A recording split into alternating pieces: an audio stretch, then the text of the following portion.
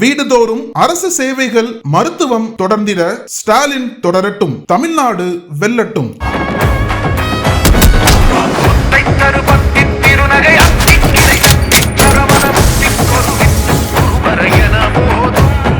Summer வந்தாச்சு. What's your plan for this holiday? எங்க கிட்ட விட்டுருங்க, நாங்க பாத்துக்கிறோம். GT Holidays, South India's #1 travel brand. தோழர்களே, சிவாவை பற்றி தோழர்கள் இங்கே பகிர்ந்தாங்க. நம்மளுக்கு எப்போவுமே ஒரு வீட்டில் அல்லது நண்பர்கள் வட்டத்தில் ஒருத்தர் இருப்பார். அதிகம் பேச மாட்டார், ஆனால் அவர் நம்மை பாதுகாத்து கொண்டே இருப்பார், நம்மை வலுப்படுத்தி கொண்டே இருப்பார். நமக்கு அவரை நம்ம அன்றாடம் அவர் பேசி பழகக்கூடிய ஒரு மனிதர்களாக நம்ம இருக்க மாட்டோம். ஆனால் அந்த நட்பு ஒரு ஆழமான நட்பாக, நமக்கு எப்பவுமே ஒரு தைரியத்தை கொடுக்கக்கூடிய நட்பாக இருக்கும். சிவா அப்படிப்பட்ட ஒரு சேமிப்பு எனக்கு.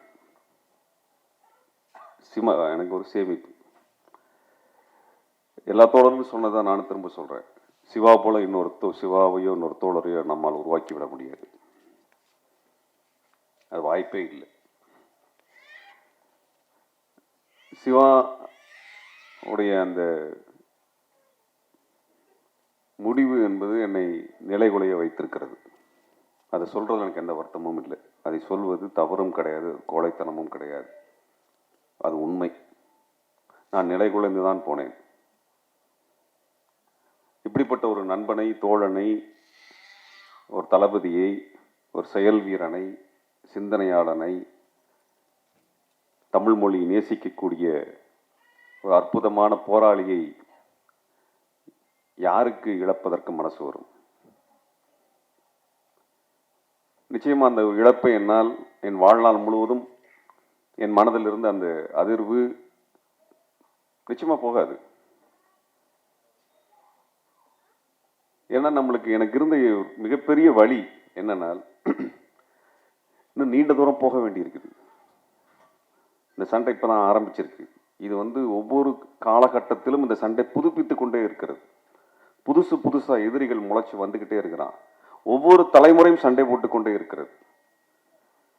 அப்ப இந்த தலைமுறை நம்ம சண்டை போடுறோம். நமக்கு முன்னாடி ஒரு தலைமுறை சண்டை போட்டுறது, அதற்கு முன்பு ஒரு தலைமுறை, 2000 ஆண்டுகளாக ஒவ்வொரு தலைமுறையும் சண்டை போடுகிறது. இந்த தலைமுறையிலே சண்டை போடுகின்ற பணி, பொறுப்பு நமக்கு வந்திருக்கு. அந்த சண்டையை நடத்துகின்ற பொழுது ஒரு தோழனை இழப்பது ஒரு காலத்திலும் நமக்கு ஒப்பானதாக இருக்காது. நம்மால் அது முடியாது. மற்றபடி இவர்கள் பேசுகின்ற பல்வேறு கருத்துக்கள், அது குறித்து பேசுகின்ற கருத்துக்களை பற்றி நான் என்னைக்குமே பொருட்படுத்தலை. நான் உங்ககிட்ட சொல்லிக்கிறதுக்கு ஒரு விஷயம் இருக்குது. தமிழ்நாட்டில் பெருந்திரளான போராட்டங்கள் நடந்த சமயத்தில் இது போன்ற தற்கொலைகள், தன்னை ஈகியராக்கக்கூடிய நிகழ்வுகள் நடக்கவில்லை. எப்பெல்லாம் இந்த செயலுக்கு அவர்கள் துணிகிறார்கள் நீங்க யோசிச்சு பாருங்க. 2008, 2009 ஈழப்போர் காலகட்டத்தில் பெருந்திரளாக மக்கள் திரளவில்லை என்கின்ற ஆதங்கம் அன்னைக்கு இருந்தது. அன்னைக்கு எல்லா கூட்டங்களுக்கும் சென்றிருக்கின்றோம். ஒரு சொற்பமான எண்ணிக்கையை தவிர யாரும் இருக்க மாட்டாங்க. ஆனால் மிகப்பெரிய ஆபத்து தமிழினத்தின் மீது வருகிறது என்கின்ற அந்த கவலையில் எல்லா போராட்டத்துக்கும் போவோம், யார் நடத்தினாலும் போவோம். ஆனால் மக்கள் பங்கேற்பு இருக்காது. அந்த சமயத்தான் முத்துக்குமார் அந்த அமைதியை உடைத்தார். முத்துக்குமாரினுடைய அந்த செயல் என்பது அன்றைக்கு சமூகத்தில் இருந்த ஒரு அமைதி, பங்கேற்க வராமல் எல்லாத்தையும் பார்த்துக்கிட்டே இருக்கிறதுங்கிற இடத்துல இருந்த தமிழர்களை வீதிக்கு வர வைத்த ஒரு எழுச்சியை முத்துக்குமாரோட ஈகம் உருவாக்குச்சு. அதற்கு பின்னாடி ஒரு 2 ஆண்டுகள் கழித்து 3 தமிழர்களுக்கு தூக்கு என்று வந்த பொழுது, இப்பதானே 1.5 லட்சம் பேர் பறி கொடுத்தோம், மறுபடியும் இருக்கிற தமிழனையும் கொலை பண்றதுக்கு வந்துட்டானுங்களே டெல்லியிலிருந்து என்கின்ற கோபம் இருந்தது. எப்படியாவது மக்கள்கிட்ட கொண்டு போய் சேர்த்த வேண்டும் என்று கடுமையாக போராடிய சமயத்தில் தான் செங்கொடி தன் ஈகத்தின் மூலமாக மக்களை வீதிக்கு வர வச்சாங்க. உண்மையா சொல்ல போனா, மூவர் தூக்கு என்பதை ரத்து செய்வதிலே செங்கொடியினுடைய இறுதி ஊர்வலம் மிக முக்கியமான பங்கை வகித்தது. அன்றைக்கு என்ன நடந்ததுனால், எந்த ஒரு நபராலும் எதிர்க்க முடியாதவர் என்று நினைத்து கொண்டிருந்த அதிமுகவினுடைய ஜெயலலிதா அம்மையாருடைய ஆட்சி காலத்தில் அவரது கொடியை இறக்கி அதை கிழித்து போட்டு எரித்து போட்டார்கள். செங்கொடி ஊர்வலத்தில் நடந்தது. அப்பதான் அவர் ஆட்சி அமைத்திருந்தார், இருமாப்போடு இருந்தார். அவர் நினைச்சிட்டு இருந்தார் நம்மளுடைய இதெல்லாம் மீறி யாரும் பண்ணிட முடியாது. ஆனால் செங்கொடி ஊர்வலத்தில் அது நடந்தது. எந்த கட்சியாக இருந்தாலும் யார் ஆட்சியில் இருந்தாலும் நாங்கள் துணிந்து நிற்போம் என்று தமிழர் முடிவெடுத்தார்கள். அதை செங்கொடி செய்தார். அதற்கு பிறகு பெருந்திரளான போராட்டங்கள் நடந்தது. நீங்க யோசிச்சு பாருங்க, ஜல்லிக்கட்டு போராட்டத்தின் பொழுது யாரும் இப்படி தன்னோட உயிரை கொடுக்க வேண்டும் என்கின்ற தேவை வரவில்லை. எல்லாரும் உற்சாகமாக போராட்டத்தில் பங்கெடுத்தாங்க. 2016, 17, 18 காலகட்டத்தில் ஸ்டெர்லைட் வந்தது, பெரிய மன உளைச்சல் இருந்தது. ஆனால் யாரும் உயிர் கொடுக்க வேண்டும் என்று முடிவெடுக்கல. ஏன்னால் ஆயிரக்கணக்கான மக்கள் வீதியில் திரண்டிருந்தார்கள். என்னைக்கு போராட்டத்திற்கு மக்கள் வரவில்லையோ அன்றைக்கு இது போன்ற நிகழ்வுகள் தமிழ் சமூகத்தில் தட்டி எழுப்புகின்ற நிகழ்வுகளாக நடந்து கொண்டே இருக்கின்றன. அதைத்தான் சிவாதலிவன் செய்திருக்கிறார். நான் தோழருக்கே சொல்றேன், இன்றைக்கு அது ஒரு பெரிய வியாதியாக இருக்கிறது. போராட்ட களத்திற்கு வருவது என்கின்ற பழக்கம் இல்லாத, அதிலிருந்து ஒதுங்கி நிற்கக்கூடிய பண்பு பெரும்பாலான போராட்டங்களில் நம்ம பார்க்கின்றோம். அது அவருக்கு நிறைய மன உளைச்சல். அவர் தமிழ் மொழி போராட்டத்திற்காக, தமிழை காக்க வேண்டும் என்பதற்காக மட்டும் உயிர் கொடுக்கல. நல்லா தெரிஞ்சுக்கோங்க, அவர் முழுமையான போராளி. சமூக விடுதலை, சாதி ஒழிப்புக்காக களத்தில் நின்றவர், ஏகாதிபத்திய எதிர்ப்பு போராட்டத்திற்காக களத்தில் நின்றவர், தொழிலாளர் விடுதலைக்காக களத்தில் நின்றவர், பல்வேறு கோரிக்கைகளுக்காக களத்தில் நின்ற அந்த தோழர் இந்த போராட்டத்தில் தன்னுடைய உயிரை கொடுத்தாவது இந்த இனம் முன்னகர வேண்டும், நீங்கள் எல்லாம் வீதிக்கு வர வேண்டும் என்று முடிவெடுத்திருக்கிறார். அதில் அவர் மிக தெளிவாக இத்தனை போராட்டங்களில் பங்கெடுத்த பொழுதெல்லாம் உயிரை கொடுக்க வேண்டும் என்று அவர் முடிவெடுக்கல. ஆனால் இவன் தமிழ் மொழி என்று சொன்னால் அதற்காக வீதிக்கு வருவான் என்கின்ற நம்பிக்கையிலே அவர் தன்னை கொடுத்திருக்கிறார். அப்ப அவருடைய முழக்கம் எது? தமிழினமே உன்னுடைய உரிமையை வெல்வதற்காக வீதிக்கு வா என்பதுதான். ஒருவேளை அன்னைக்கு நம்மளுக்கு போராட்டத்தில் நான் இன்னைக்கு சொன்னேன், அன்றைக்கு அந்த போராட்டத்தில் பங்கெடுக்கக்கூடிய ஒரு பட்டியல் 15 பேர் கொண்ட பட்டியலில் சிவா திலீபன் பெயர் கிடையாது. சிவா திலீபனுக்கு நாங்கள் சொல்லலை, அழைப்பு கொடுக்கல. ஆனால் இப்படி ஒரு போராட்டம் தெரிஞ்ச உடனே எனக்கு நிற்கிறார். எனக்கு அவரை பார்த்தோன்னே அதிர்ச்சி. எனக்கு என்னன்னா, அவர் ஏதோ பயங்கரமா போய் செய்வாருங்கிறது இல்லை, அவர் போராட்டத்தை கூர்மைப்படுத்திடுவார். அந்த போராட்டத்தில் நீங்க பின்னுக்கு நகர முடியாது. சிவா திலீபன்ட்ட பயங்கரமான டிசிப்ளின் இருக்கும், அன்காம்ப்ரமைசிங் டிசிப்ளின் இருக்கும். இவர் இந்த எல்லை தாண்டக்கூடாதான் தாண்ட மாட்டார். ஆனால் எந்த கோரிக்கைக்காக நீ வந்திருக்கிறியோ அதில் ஒரு அடி பின்னாடி வைக்க விட மாட்டார் அவர். இப்ப சிவா திலீபன் வரலைனால் ஒரு 2 போர்டு மட்டும் இந்தியில அழிச்சிட்டு நம்ம திரும்பி வந்தாலும் வந்திருப்போம். ஆனால் சிவா வந்ததுக்கு பின்னாடி தான் அந்த பூங்கா நிலையத்தில் இருக்கக்கூடிய அனைத்து எழுத்துக்களையும் அழிக்கணும்னு முடிவில் அழிக்க ஆரம்பிச்சோம். ஏன்னா அந்த பூங்கா நிலையத்தினோட பெயரை அழிச்சிட்டு திரும்பி பார்க்கறதுக்கு ஒரு அடுத்தடுத்த இடத்துல அழிச்சிட்டு இருந்தார். நீங்க லைவ்ல பாக்குறவங்களுக்கு தெரிஞ்சிருக்கும். ஒரு இடத்துல அவர் தோல்ல தட்டி என் கூட நில்லுங்கன்னு அவர் இழுத்து பிடிச்சேன் நான். அவர் போயிட்டார், அந்த இடத்துல மொத்தம் அழிக்கிறதுக்கு போயிட்டார். அப்ப சிவா திலீபன் ஒரு கேட்டலிஸ்ட். அவர் இந்த அமைப்பை முன்னுக்கு தள்ளுகிற என்ஜின். அவர் நாம் எப்படி இழக்கிறது? அது எப்படி சாத்தியம்? எப்படி இது வருந்தாம இருக்க முடியும்? எப்படி நிலை குலையாம இருக்க முடியும்? இந்த போராட்டம் சிவா திலீபன் இப்படி ஒரு முடிவு எடுத்துட்டாருன பின்னாடி தமிழ்நாட்டில் கிட்டத்தட்ட 30 நிலையங்களில் இந்தி மொழி அளிக்கப்பட்டது. அடுத்த 7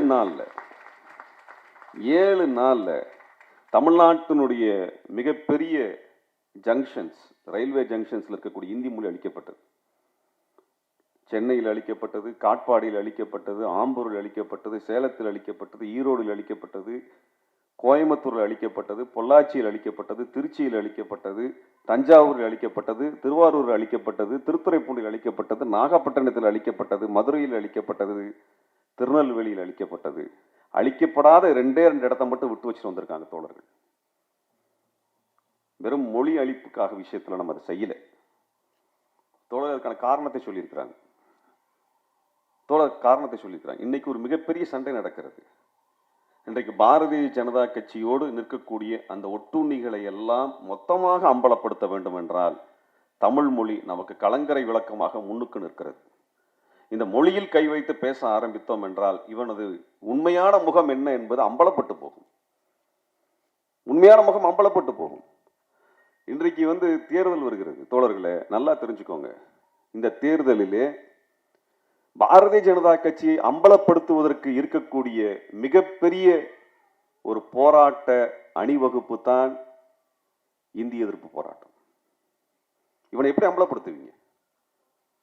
2021 அன்றைக்கு அவன் அதிமுக பாரதிய ஜனதா கட்சி சேர்ந்து நடத்திய ஆட்சியை அம்பலப்படுத்தி போராட்டம் நடத்தணும். ஆனால் இந்த 5 ஆண்டில் அவன் எதிர்க்கட்சியை போல நடந்து கொண்டிருக்கிறான். அப்ப அவனை எப்படி அம்பலப்படுத்துவது? எப்படி இந்துத்துவ அரசியலை தமிழ்நாட்டு தேர்தலினுடைய பிரச்சனையாக கொண்டு வந்து நிறுத்துவது? இதுக்கு இன்னைக்கு திடீர்னு மே 17 இயக்கம் எடுக்கவில்லை. 2 ஆண்டுகளாக சிந்தித்து இதை முன்னுக்கு நகர்த்தி கொண்டு வந்தது. அதுல சரியாக அவன் மாட்டினான். என்னன்னா, இன்னைக்கு இந்தி அழிப்பு போராட்டத்திற்கு பதில் சொல்ல முடியாத ஒரே கட்சி பாரதிய ஜனதா கட்சி, பதில் சொல்ல விரும்பாத ஒரே கட்சி அதிமுக மட்டும்தான். இதை பற்றியான எந்த அக்கறையும் படாமல் தனித்து நிற்கக்கூடியது நாம் தமிழர் என்கின்ற ஒட்டுண்ணி. இந்த 3ஐயும் அம்பலப்படுத்துகின்ற ஒற்றை போராட்டமாக இந்தி அழிப்பு போராட்டம் நடந்து கொண்டிருக்கிறது. ஒரு போராட்டம் தான் தமிழ்நாட்டினுடைய அரசியலை முன்னுக்கு நகர்த்தி கொண்டே வந்திருக்கிறது என்றால், கடந்த 100 ஆண்டுகளில் நமக்கு இந்தி எதிர்ப்பு, அந்த இந்தி எதிர்ப்பின் மூலமாக இந்துத்துவ எதிர்ப்பு, அந்த இந்துத்துவ எதிர்ப்பின் மூலமாக வடவர் எதிர்ப்பு என்கின்ற அந்த அணிதான் நமக்கு வெற்றியை கொடுத்திருக்கிறது. அதுல தான் சிவாதிலீபன் துணிந்து இந்த முடிவை எடுத்து இதை செய்திருக்கிறார். எனக்கு தோழர் கீதா அவர்களோ அவர்களுடைய 2 பிள்ளைகள் போன்ற துணிச்சல் எனக்கு கிடையாது.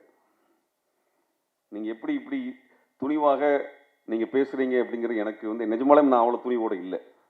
இதை ஏற்றுக்கொள்றதுல எனக்கு எந்த வருத்தமும் இல்லை. நான் துவண்டு போய் தான் இருக்கின்றேன். ஏனென்றால் இன்றைக்கு தோழர்களை உருவாக்குவது என்பது மிக சிரமமான விஷயம். ஆனால் அரசியலாக உருவான ஒரு தோழன் கிடைப்பது என்பது அதை விட சிரமமான விஷயமாக இருக்கிறது. சிவா எனக்கு அண்ணன் போல, கீதா தோழர் எனக்கு சகோதரி. அது ஒரு வகையில் குடும்பம் எனக்கு, இன்னொரு வகையில் போராட்டத்தினுடைய களத்தினுடைய தோழன். 2017 நான் முள்ளிவாய்க்கால் நினைவேந்தல் நிகழ்வுக்காக கைது செய்யப்பட்ட போது அந்த கைது செய்யக்கூடிய பட்டியலில் சிவா பெயர் கிடையாது. ஆனால் தன்னை இணைத்துக் கொண்டு எனக்காக சிறைக்கு வந்தவர் சிவாதிலீபன். 25 நாட்கள் சிறையில் இருந்தார் அவர். பல விஷயங்கள் அன்றைக்கு பேச முடிந்தது. இன்றைக்கு வெளியில நாங்கள் அதிகமாக பேசினது இல்லை, ஆனால் சிறையில் பேச முடிந்தது. சிறையில் பேசியிருக்கிறோம். அவர் ரொம்ப கூச்சப்படக்கூடியவர், அதிகமாக பேச மாட்டார். ஆனால் விளக்கங்களை கேட்டுக்கொண்டே இருப்பார். இது எப்படி பார்க்குறது, இது எப்படி பார்க்குறது, இது என்ன பண்ணுறது, இது எப்படி புரிஞ்சுக்கிறது தோழர். அவ்வளவு ஒரு நயமான தோழரை நான் பார்த்ததில்லை.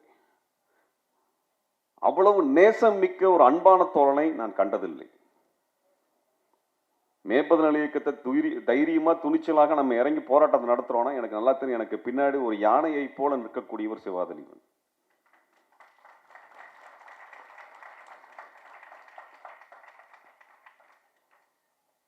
அப்ப இந்த போராட்டத்தை ஒரு நாளைக்கும் நாம் பின்வாங்க மாட்டோம். தோழர்களே, இந்தி ஒழிப்பு என்பது இந்தி திணிப்பின் மூலமாக நம் மீது கொண்டு வரப்படுகின்ற வடவர் ஆரிய ஆதிக்கத்தை முற்றிலுமாக முடித்து கட்டுவது. அது நம்ம தலைமுறையிலே 4வது அலையாக எழுந்திருக்க வேண்டும். 4வது அலையாக எழுந்திருக்க வேண்டும். தேர்தல் முடியட்டும், தமிழ்நாடு நிச்சயம் விடியும். தமிழ்நாடு விடியும். நம்பிக்கையோடு இருங்கள். உலக ஒழுங்கு மாறிக்கொண்டே இருக்கிறது. யாரெல்லாம் மிகப்பெரிய வல்லரசு என்று நினைத்துக் கொண்டிருந்தாரோ அவரெல்லாம் சிதைந்து கொண்டிருக்கிறார்கள். எவனெல்லாம் வலுத்தவன் என்று சொன்னானோ அவனது இராணுவம் துண்டு துண்டாய் சிதறிக் கொண்டிருக்கிறது. உலகத்தில் எந்த வல்லரசும் எந்த பேரரசும் நிலைத்து நின்றதாய் வரலாறு இல்லை. தமிழ் மொழி இருக்கக்கூடிய இந்த நிலத்திலே தமிழன் தலை நிமிர்ந்து சுயமரியாதை உணர்வோடு வாழுகின்ற காலம் நிச்சயம் வரும், நிச்சயம் வரும். இந்த போராட்டத்தை நாம் முன்னகர்த்த வேண்டியிருக்கிறது. ஒவ்வொரு தோழரும் ஒரு 10 தோழரை உருவாக்குங்கள். அதுதான் சிவா கேட்கறது. உங்களுக்கு எல்லாம் ஞாபகம் இருக்கும்னு நினைக்கிறேன். நம்ம 2 நாள் மாநாடு நடத்தணும், தமிழ் தேசிய பெருவிழா மாநாடு நடத்தணும். அந்த மாநாட்டில் இறுதி நாள் கிட்டத்தட்ட 100 தோழர்கள் அமைப்பில் இணைந்தார்கள். நம்ம அமைப்பில் அது வரைக்கும் தோழர் இணைப்புன்னு ஒரு வேலை நடந்ததே கிடையாது. முதல் முறையாக 100 தோழர்கள் இணைக்கிறதை ஒரு நிகழ்ச்சியாக வைத்திருந்தோம். அது வரைக்கும் எங்க அமைப்புல இணையுங்க நாங்க யாரையும் கேட்டதும் இல்லை. யாரையும் அமைப்பில் இணையுங்க நாங்க இதுவரை கேட்டதில்லை. வருகின்ற தோழர்களும் வரலாம், இணைந்து கொள்ளலாம், பேசலாம், விவாதிக்கலாம், கற்றுக்கொள்ளலாம், வேலை செய்யலாம், போராடலாம், சிறைக்கு செல்லலாம். அது அவரவர் விருப்பம். ஆனால் முதல் முறையாக 100 பேர் இணைகிறார்கள் என்று ஒரு இணைப்பை நாம் ஏற்படுத்திய பொழுது அன்றைக்கு மிகப்பெரிய உணர்வோடு ஒரு குழந்தையை போல அந்த இடத்தில் அனைவருக்கும் கை கொடுத்தவர் சிவா திலீபன். நான் சொன்னேன், என்ன தோழர் குழந்தை மாதிரி கூட கூட வர்றீங்கன்னு. அவரு கையை பிடிச்சிட்டு சாதிச்சிட்டோம் தோழர், சாதிச்சிட்டோம் தோழர் அப்படின்னாரு. இத்தனை பேர் நம்ம அமைப்பில் இணைகிறாங்கிறது பெரிய சாதனை தோழர் அப்படின்னு அந்த உற்சாகத்தில். இது எப்ப? அவர் முடிவெடுப்பதற்கு 2 நாட்களுக்கு முன்பு, 2 நாட்களுக்கு முன்பு. அவர் அவ்வளவு உணர்ச்சி வயப்பட்டு நான் பார்த்ததில்லை. எல்லாரும் சொல்ல உணர்ச்சி வயப்படுறதல்ல. உணர்ச்சி வயப்படாத எப்படிங்க மனுஷனா இருக்க முடியும்? எப்படி மனுஷனா இருக்க முடியும்? உணர்ச்சி வயப்படுதல் குறித்து எழுதணும்னா ஒரு உயிர் உருவாவது ஒரு மெய் உணர்வுல இருந்து என்று பெருஞ்சித்திரனார் விரிவா எழுதுவார்.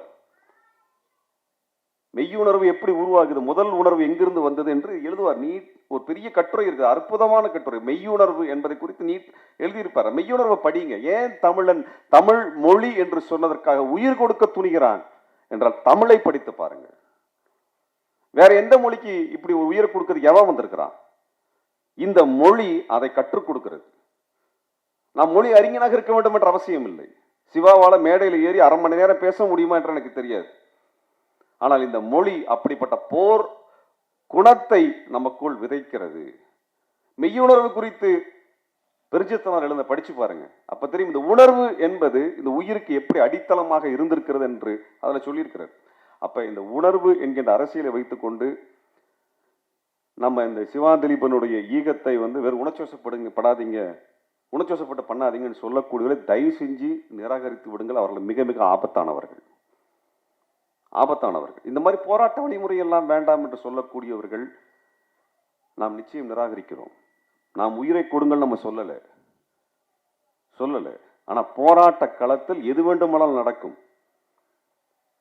இன்றைக்கு வெறும் சமூக வலைதளத்தில் எழுதினா மாற்றத்தை கொண்டு வந்து விட முடியும், புத்தகத்தை எழுதினால் மாற்றத்தை கொண்டு வந்து விட முடியும், வீடியோவை போட்டால் மாற்றத்தை கொண்டு வந்து விட முடியும் என்றால் நம்பிராதீங்க.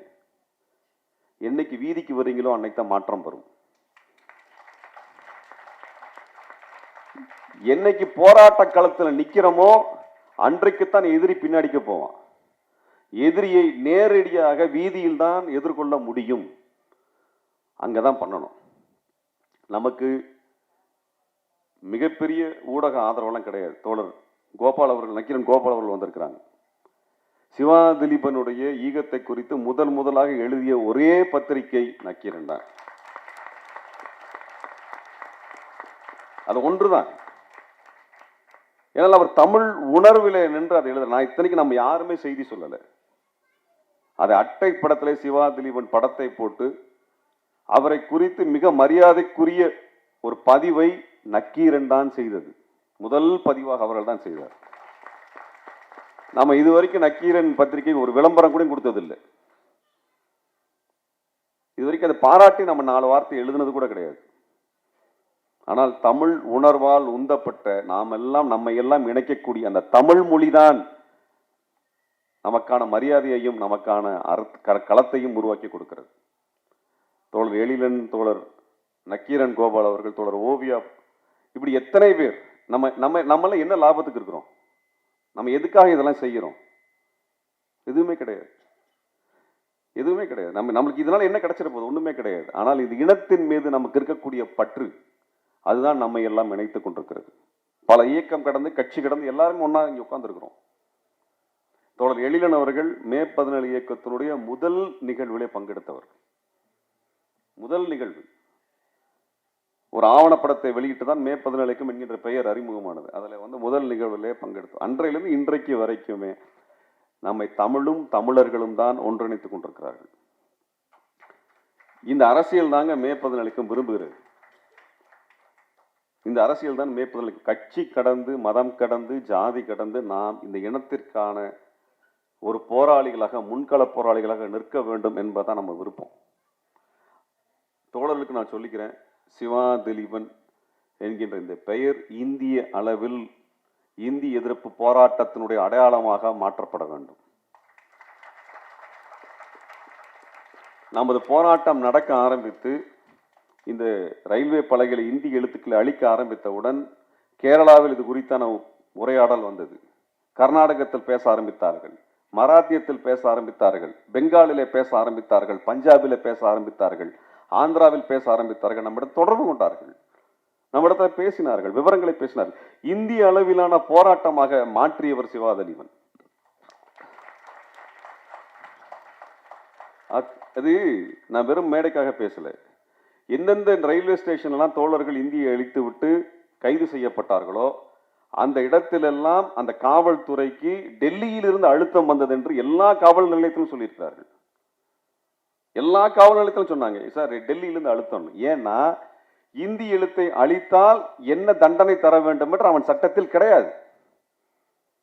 அவன் சட்டத்தில் கிடையாது. ரயில்வே பெட்டியில் போய் கிரிக்கிட்டு போனால் அதுக்கு என்ன தண்டனை தர முடியும்? ஃபைன் தான் போட முடியும். ஹெல்மெட் போடலைன்னா என்ன ஃபைனோ அதில் பாதி ஃபைன் கூட கிடையாது இந்தி எழுத்து அழிக்கிறதுக்கு. அப்புறம் என்ன, அழிச்சு முடிச்சிருவோம் எல்லாத்தையும். இவன் ஃபைன் போட்டாலே நம்ம கவலைப்பட மாட்டோம், சிறை போட்டாலே கவலைப்பட மாட்டோம். தொடர்ல இது வந்து வெறும் ரயில்வேல மட்டும் கிடையாது. எங்கெல்லாம் இவன் central government office, union government office வச்சிருக்கிறானோ எல்லா இடத்துலையும் அழிச்சு முடிக்கிறான். இந்திங்கிற வார்த்தை தமிழ்நாட்டில் இருக்கக்கூடாது. அவனுக்கு அந்த அந்த எச்சரிக்கை அவன் பார்க்கும் பொழுதுலாம் அவனுக்கு அந்த பயம் வரணும். வந்திருக்குது. 2 மார்வாடி பிள்ளைங்க வந்து அதே பூங்கா நிலையத்தில் வந்து வீடியோ எடுத்து போட்டிருக்குது. மார்வாடிகளுக்கு இது பெரிய ஆபத்து, மார்வாடிகளை ஒன்று கூடுங்கள்னு வீடியோ போட்டிருக்குது. சவுக்கார்பேட்டை இருக்காது சொல்லிட்டோம்.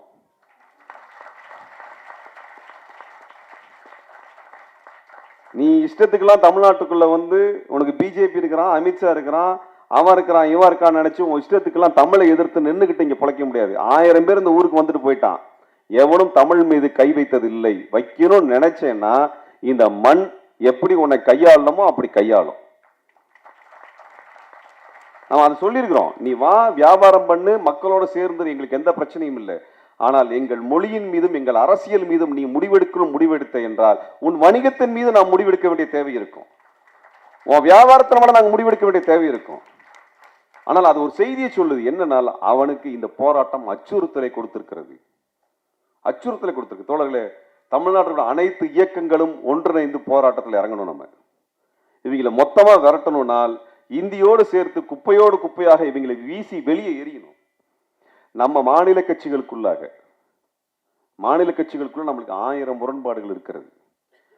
நான் நாம் தமிழர் மாநில கட்சியெல்லாம் சொல்லாது, கட்சியாவே சொல்ல. நான் அது ஒரு கூட்டம், ஒரு கும்பல். சங்கர மடத்துக்கு போயிட்டு வந்திருக்காரு. இருந்தால் 5 நாளைக்கு முன்னாடி சங்கர மடத்துக்கு போயிட்டு கோமியத்தை குடிச்சிட்டு வெளியே வந்திருக்கிறான். அந்த வீடியோ வந்திருக்கு தோழர், வீடியோ வந்திருக்கு. மாட்டுக்கு வந்து புல்லு கொடுக்குற வீடியோ வந்திருக்கு. இவர் விவசாயின்னு பேசுறாரு. விவசாயத்தை மாடு மேய்ப்பது அரசு தொழிலா மாற்றன்னு சொல்லியிருக்கிறாரு. எங்கடா போயிருக்கேன்னா ஏதாவது ஒரு மாட்டு தொழுவத்துக்கு போகல, கோசாலைக்கு போயிட்டு மாட்டுக்கு புல்லு கொடுத்து வந்திருக்கிறான். இந்த கூட்டத்தை விரட்டணும் அப்படின்ற போர் முழக்கத்தை மூலக்கொத்தளத்தில் எழுப்பியது நமது தோழர். நான் எதிர்பார்க்கல இவ்வளவு ஒரு போர்க்குணத்தோடு பேசுவாங்க. நான் எதிர்பார்க்கல. இப்படியெல்லாம் பேசுவேன்னு தெரியாதுமா எனக்கு. அந்த இடத்துல அவங்க சொல்றாங்க, போலி தமிழ் தேசியத்தை தோல் உரித்து காட்டியிருக்கிறார் என் தந்தை என்று. அதை உரித்து தொங்க விடணும். நம்ம எவனெல்லாம் டெல்லிக்காரனுக்காக வேலை செய்கிறானோ அவனெல்லாம் நமது பரம எதிரி. அவனை எல்லாம் அரசியலிலிருந்து அப்புறப்படுத்தியே ஆகணும். மரியாதை செய்ய வரல தோழர். ஒரு வார்த்தை போன் பண்ணி கேட்கல சிவா திலீபனுக்கு என்ன ஆச்சுன்னு சொல்லிட்டு. இவனெல்லாம் தமிழ் மொழி பற்று கொண்டவனா? இவனெல்லாம் தமிழ் தேசியவாதியா? 1000 வேறுபாடுகள் இருக்கட்டும், 1000 வேறுபாடுகள் நமக்குள்ள இருக்கட்டும். ஆனால் இந்த இனத்திற்காக, மொழிக்காக ஒரு உயிர் கொடுக்க துணிந்திருக்கிற வந்து நின்னா பேசணுமா இல்லையா? நீ பேசணுமா இல்லையா? என்ன இப்படி பெரிய இங்க உன்னுடைய சோத்தை நாங்க பிடிக்கிட்டோம்? உனக்கு மிகப்பெரிய விஷயம் சோறு தான், அதை நாங்க புண்ணுமா? ஒரு வார்த்தை பேசவில்லை, ஒரு வார்த்தை பேசவில்லை. அவமானப்படுத்துகின்ற முயற்சியை செய்தார்கள். நான் சொல்லிக்கிறேன், நாம் தமிழருக்கும் சீமானுக்கும், உன் கட்சிக்காரன் எவனாவது சிவா திலீபனுடைய ஈகத்தை குறித்து ஏதாவது இழிவா பேசினானா வெறும் எழுதிட்டுலாம் இருக்க மாட்டோம், சொல்லிட்டோம். நான் பார்த்து சும்மாலாம் இருக்க மாட்டோம், உருவி எடுத்துருவோம் ராஸ்கல்ஸ். பிஜேபி காரனுக்கு தான் சொல்றோம், நாங்க பிஜேபி காரனுக்கு தான் சொல்றோம். நான் கருத்துக்கு கருத்து பதில் சொல்லிட்டு இருக்குது, அவதூறுக்கு கருத்து பதில் சொல்லாது. நீ கருத்து சொன்னா கருத்து, அவதூறு சொன்னா எப்படி பதில் சொல்லணுமோ அப்படிதான் பதில் சொல்லுவோம். எவனெல்லாம் பிஜேபியில இருந்து ஐடி விங்ல இருந்து இதை எழுதுறானோ அவன் பேர்ல இருந்து விவரத்துல இருந்து எல்லாத்தையும் பொது வழிக்கு கொண்டு வந்து நிறுத்தி ஆகணும். சொல்றேன், இனி யாருக்கும் நடக்கக்கூடாது. கருத்து பேசு, ஏத்து பேசு, மறுத்து பேசு, பிரச்சனை இல்லை.